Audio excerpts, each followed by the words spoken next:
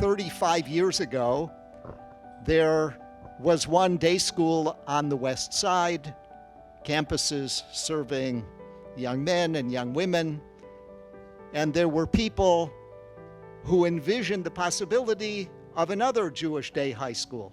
And there were meetings at the home of Gene and Jerry Friedman, and there were people who said, Yesh me'ayin, to make something from nothing, how can we possibly build a school? And the answer was, Lo b'shamayim hi.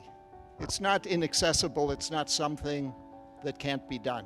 Once things are built, once there is a Shalhevet high school, of course the challenge is to maintain and to sustain and to make sure that these institutions thrive. What has sustained us is the one constant in our history. The Torah hasn't changed for these thousands of years.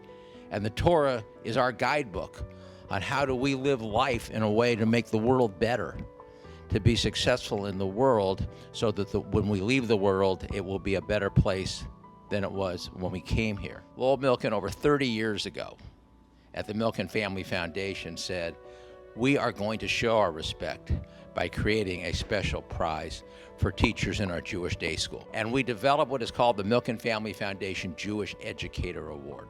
And that individual for this year is none other than Rabbi Ari Schwarzberg.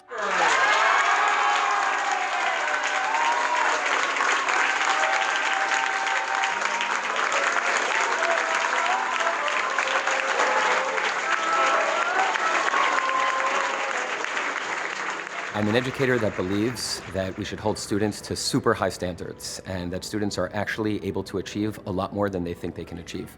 So I walk through those doors of my classroom, of the school, and just even walking the hallways in the school, trying to impress upon students that they can do a lot.